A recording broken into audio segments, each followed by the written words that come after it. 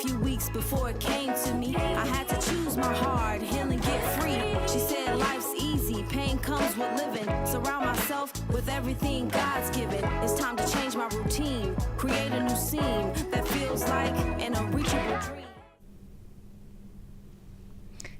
Good morning, everyone. It is Friday, December 12th. This is Mentally How Are You? And I am your host, Neena Lock, here to discuss all things mental healing. We are continuing our discussion on trauma, what it is, how it affects the brain and body, and how to cope through those effects. So let's jump right into part 2. In last week's episode, we learned the different types of traumas we can face. Today, I want to focus on how our brain and bodies respond to these situations both during and after traumatic events.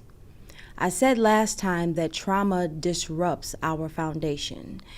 Even if you believe the foundation you were born on or into was not the best or not very solid, it is still your foundation. So trauma disrupts that foundation. Trauma actually fragments the soul. Let me explain what I mean by this. The mental health battle or journey is one of the soul. Our soul is a makeup of our brain, our mind or our heart, will, and emotions. Take a moment here to pause and think about what I just said. Many of the matters we discuss of the mind or mental health are metaphysical, meaning that we can't touch them, right? They're not in this physical realm. So feelings, emotions, thoughts are all very real, but we cannot actually touch them. That is because this is all in the seat of our soul.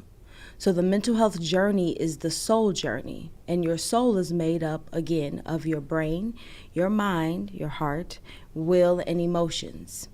Your soul is what makes you human and stabilizes your humanity. Once something has shifted, either negatively or positively in your soul, we shift completely as a person. If a shift is traumatic, let's say brain injury, you suffer through abuse or a great loss, then the foundation is now not just shifted, but disrupted or broken. So that's what I mean when I say trauma fragments our soul. This means that it breaks off pieces of the soul we either can't get back or are left in a specified moment in time and stops the growing process. So I know it's been a new thing to speak about, our inner child or the child within. This is something that's been within the clinical world for years now, but we are shedding more light on it now. When people speak about feeling that there's an inner child within them, they're speaking about a fragmented soul. They're talking about how some abuse may have occurred within their lifetime when they were a child, let's say 10 years old. And now, instead of responding from, let's say they're an adult right now and they're 33, instead of responding from that 33-year-old's thought process, perspective, and growth, they respond still from that 10-year-old space because that's where the trauma entered in and they never were healed. They never were developed and didn't grow from that space. So some of us have some things going on within our soul, which is our brain, our mind, our will, and emotions, and that's kept us stagnant in a specific place and time. Therapy helps with that because it helps you grow up, every part of yourself, come to where you are currently, and then continue to move forward. So once a traumatic event occurs, it triggers the alarm system in the brain portion of the soul. But that shift is overwhelming because it's so abnormal. Our brain has a built-in alarm system that is designed to detect potential threat and to help the body react in ways that will help keep us safe, or at least in ways it believes is keeping us safe. We respond to threats by either fighting, fleeing, or freezing. And you may have heard the term fawn before as well. I'll go over that too. Which mode our brain and body goes into, this is called the stress response system. It depends on what is most likely to keep us safe in the moment. So understanding the process and the order of the system response can help us understand our reactions or even the reactions of those around us whom have experienced trauma as well.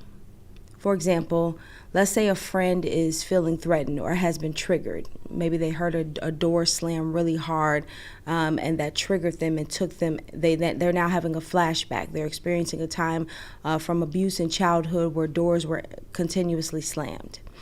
Even if we are not sure why, it is important to remember that the emotional brain has taken over at that point.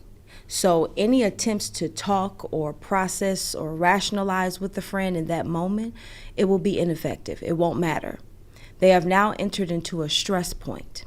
A stress point pertaining to trauma overwhelms our mental health system. That is usually effective at keeping us safe. So when that system is overwhelmed, when the system becomes overwhelmed, the emotional brain remains on alert and continues to send the body instructions to either fight, flee, fawn, or freeze, even after the threat is passed. So once you enter into that mode, if it's coming from a space of trauma, you stay there.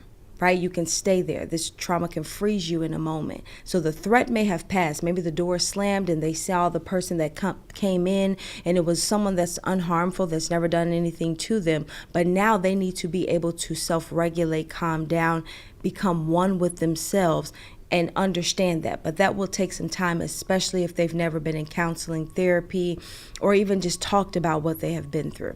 Okay, so this is how survival mode is developed, because a person goes into either one or more than one of these modes in an attempt to survive, not to grow, but just to survive.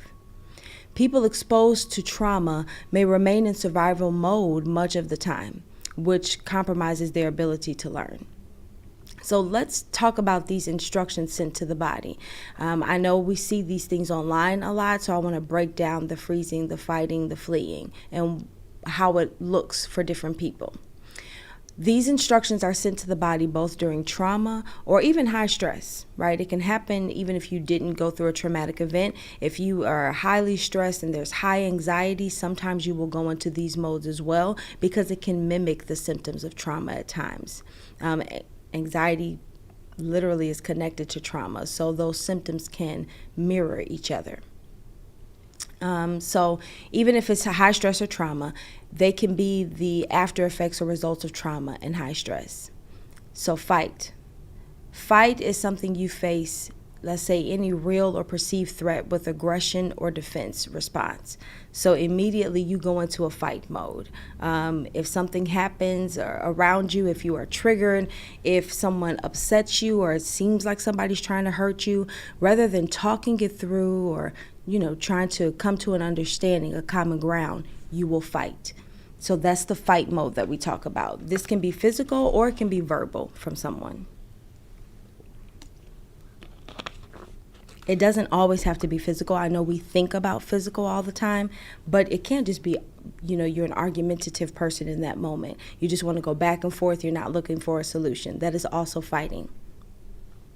Flight or flee is an instinct to escape or run away from the perceived danger.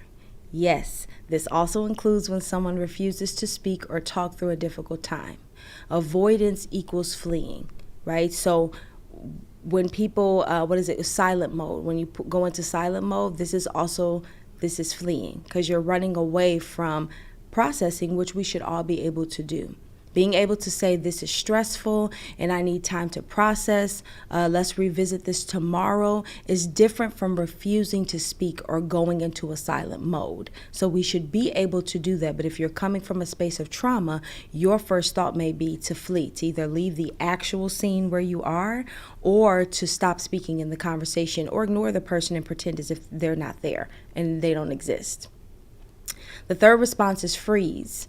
This is a response of becoming motionless or disconnecting. It's that inability to move or act against a threat. We often see or hear about freezing playing out, but ignore it because we go straight to, well, why didn't you leave or run? Or why didn't you fight back? Well, because that person's system was so overwhelmed and overloaded that they became stuck and immovable at the time. So even if they see a door, they still can't get up to go out because the brain has shut the body down. And I want to explain this a little further because I feel like in our society, we really don't understand the freezing part of it. A lot of times we can come across as victim blaming or shaming because we immediately think, as we're viewing a situation from the outside or hearing a testimony or an experience from someone, we automatically go to the thought of, well, why didn't you just go? Or why didn't you just tell somebody? But what happens in a freeze mode is that literally everything about you freezes. You can be stuck in the freeze mode knowing I should say something, or I should try to leave, or I should try to fight. But your body has shut itself down because your brain has told the body, hey, stop everything. Don't move. This will keep us safe. That may not be the best solution at the time, but that is how your body has become accustomed to reacting from a space of trauma now, right? So this isn't about, well, oh, they could have defended themselves or they could have done this or that.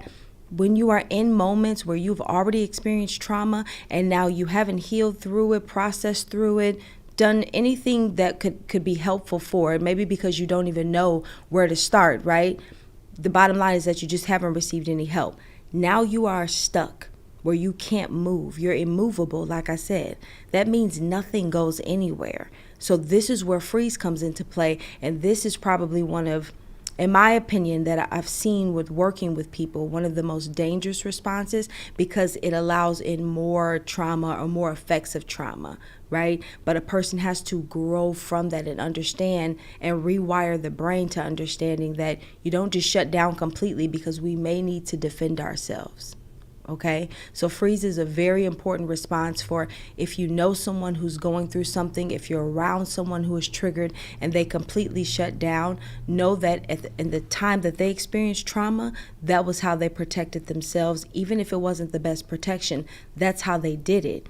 And now them being frozen means that they cannot move, they cannot adjust from what is going on. Okay, so you stepping in with a lot of ideas and a lot of theories will not help. It won't help. It'll only help if you try to, express things like, hey, breathe. Let's just breathe. I've given coping mechanisms such as the 5 senses, right? 5, 4, 3, 2, 1. Try to help them recognize 5 things around them they can touch. Hey, stretch your arm this way, right? But this is only after they can come to themselves a little bit. So freeze is very important to pay attention to. Lastly, we're going to go over fawn, which is, I think, a lot of people get confused about. It's an attempt to avoid conflict by becoming agreeable or appeasing or people-pleasing to the threat. A person becomes hyper-agreeable and abandons their own needs to avoid harm or conflict.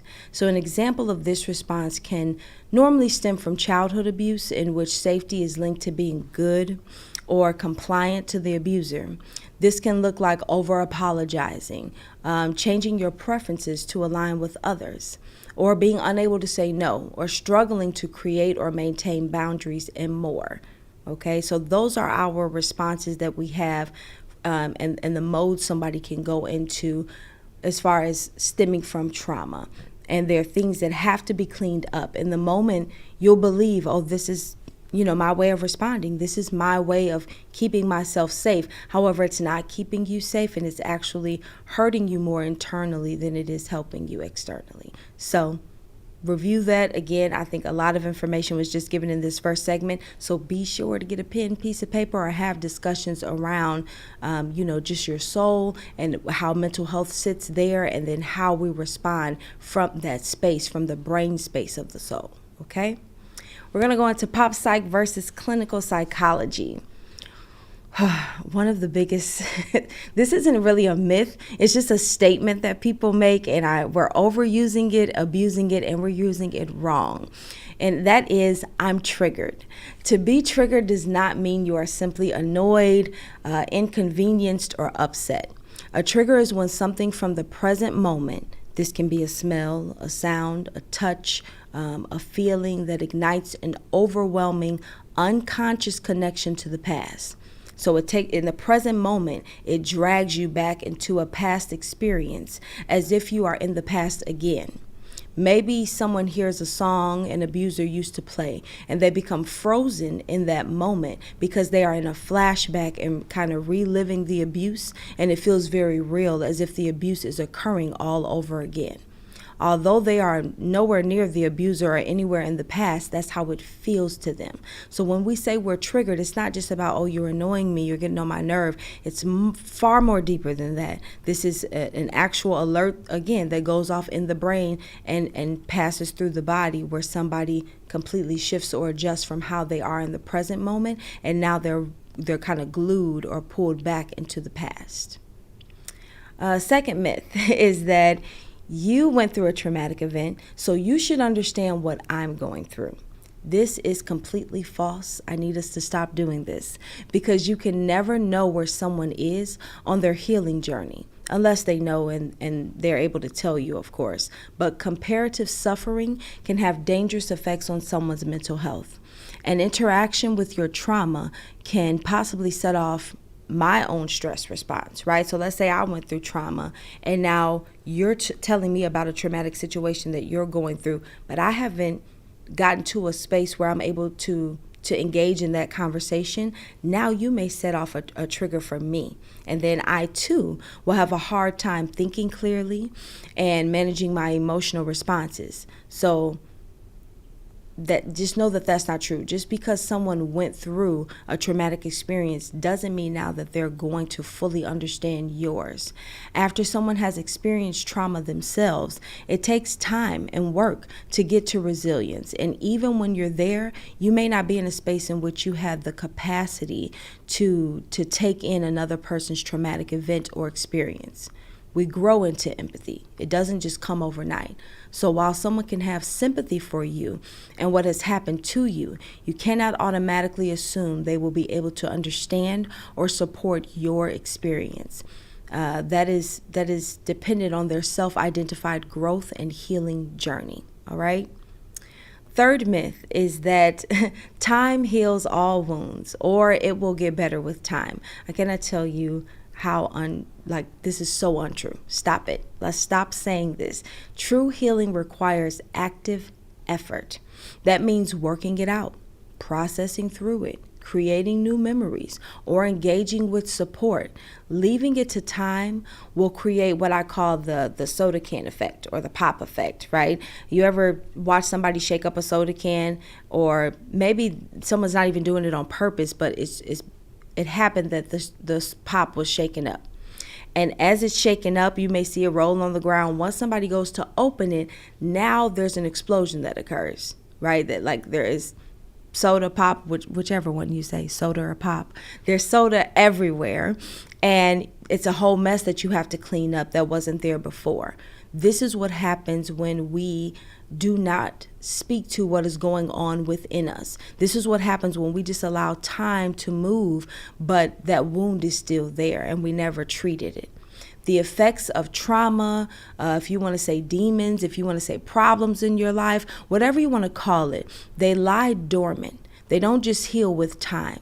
It's just there, and it will either all come up at once at the wrong time, or will all come up at once and appear to be too much to handle. So the statement of time heals all wounds is often what leaves us where we feel like it's too much to handle once everything comes out.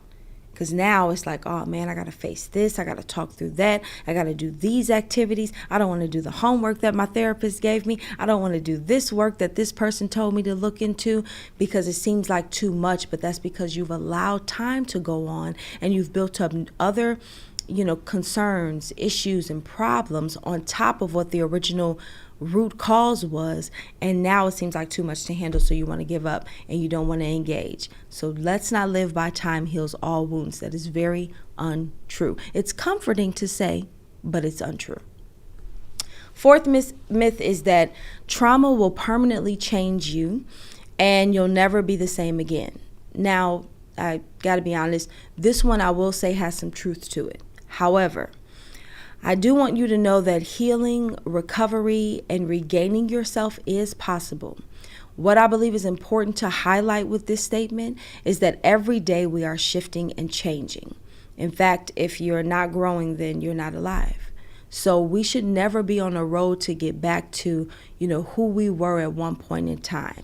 We can take elements that we like from those times and develop or bring them into current times with us now, but we should always be looking forward or moving ahead. So let's not stay stuck. Trauma can do that, but your goal, which you can reach during therapy, will help you grow forward and move towards who you would like to be or who you once thought you should be. So let's keep moving forward, people. All right, into our Mentally How Are You segment. I have a question here. It reads, "Hey Neena, how do I get help or support with paying what can be left over from a mental health bill? I'm in therapy, but it's not fully covered, and I can't pay what is left, but I need to continue services with this specific therapist. What can I do, or is this even an option?" The first thing for me that comes to mind to answer this question is NAMI, the National Alliance of Mental Illness. I would say to reach out to them. Sometimes they help with bills, or sometimes they will help go through your insurance or your finances to see where they will be able to meet that requirement. But sometimes they will legitimately say, okay, you have a $50 copay that you need to pay. We'll handle that. We'll pay that. Now, don't call them and say that I said that they'll pay your bill, because that's not always the case. Of course, there are steps you have to take. There are questions you have to answer. The requirements you have to meet. But I do know that sometimes they will help out with billing.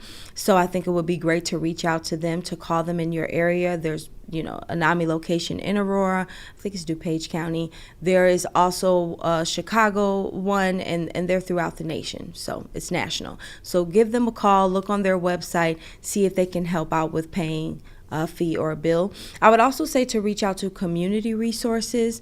So different churches sometimes help with this. Different congregations will take literally some of their tithing and offering and put it towards concerns like this. So I would say to reach out to them and community centers as well. I totally understand you if you found the right therapist, not wanting to let that person go. And I'm sure if you've looked around, there have been places that have said, hey, well, we can pay for you to go to this person, but you want to go where you're going. I appreciate that. I think that's great. So reach out to NAMI, reach out to community centers and churches to see if they would help with the portion that you need to pay off. Okay. Glad that you are attending services. Remember to email any of your mental health questions to mentallyhowareyou@gmail.com for anything that you need answered. Let me take a drink. For our toolbox technique today, many, and I mean many people, have sent me the same video for the past week or so. It's of a man explaining how interrupting thoughts helps us. He does this, I guess you can say, display with these young women where he tells them to count, and then he tells them, when I say stop, you then say your name or something. I can't remember what it was, but they begin to count. He interrupts them, and he tells them to stop, and then they say their name. He points out to them what happened to the counting. They say, oh, well, we stopped counting because this was the command. And he was telling them that this is how our thinking process works. We have to rewire ourselves to think a little different. And let me tell you, I love it, because this shows that you do not have to fix what is not broken.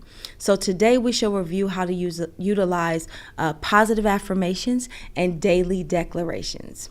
As we have been discussing, trauma rewires the brain, and it does so in a negative way, in a negative sense. This is also true of the mental health battle or struggle overall. So you can become immensely stressed, drained, or feel so low that all you have are negative thoughts. One of the oldest but most useful ways to not just cope, but grow is by rewiring your brain, shifting the thought process towards healthy, positive, and wholesome thoughts. We do this by using positive affirmations or daily declarations. The way it works is that you'll write out, or you can even make a screensaver of this, which is great since we look at our phones consistently, but you can write out or make it a screensaver some positive thoughts regarding yourself, regarding your life and different areas in your life. Speak these declarations throughout your day, but especially when you are having negative, doubtful, or unhealthy thoughts. As you quote these affirmations throughout your day, the negative thoughts are interrupted, but the positive ones, which is literally rewiring how you are thinking, are the ones that stand out. So as we speak, we create the future. Every word that proceeds out of your mouth is the architectural design of your future. And after watching this, you will be sure to speak positive and healthy, and simply the things you want to see and live in rather than the negative ones.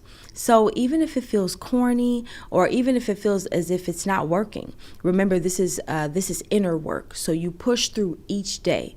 This can be one of the most difficult activities to focus on if you are focused on immediate results. So it's difficult to work through if you want that immediate reaction to occur.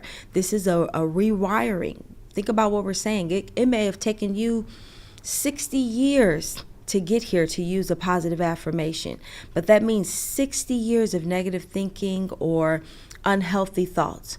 To rewire 60 years will take a while, right? So it's not going to happen overnight, which is why some people give up on using positive affirmations or daily declarations, because we think of it as just a coping skill. But like I said, this helps you grow.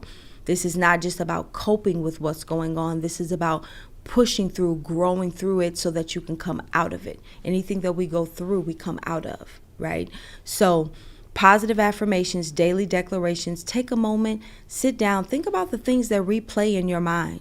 Think about the things that you consistently say that are negative about your body, about your work, about your career, about being loved, family. There are so many different thoughts we have in a day.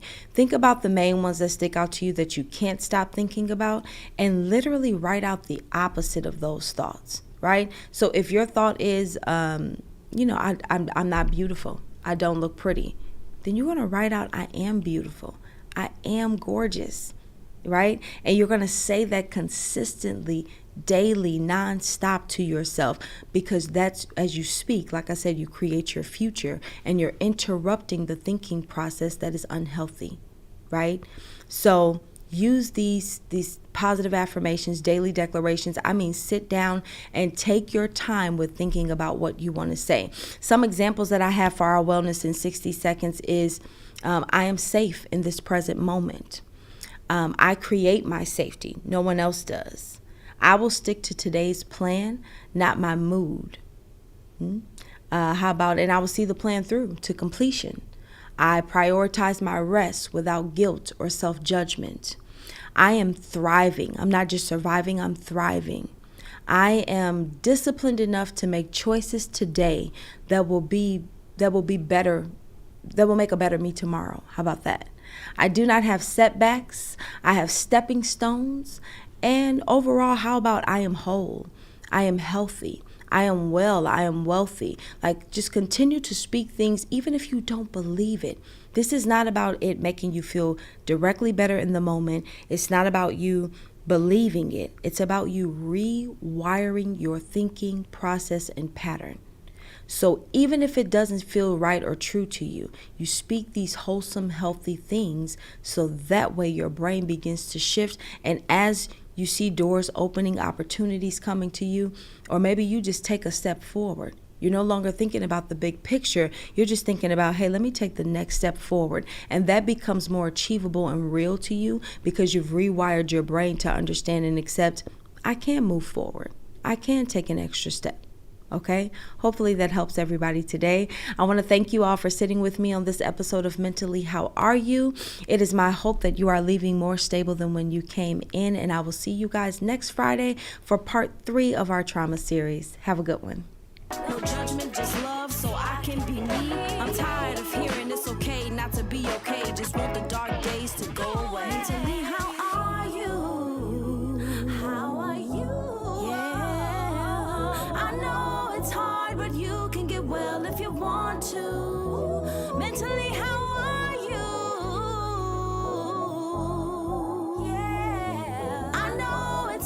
but you can get well if you want to.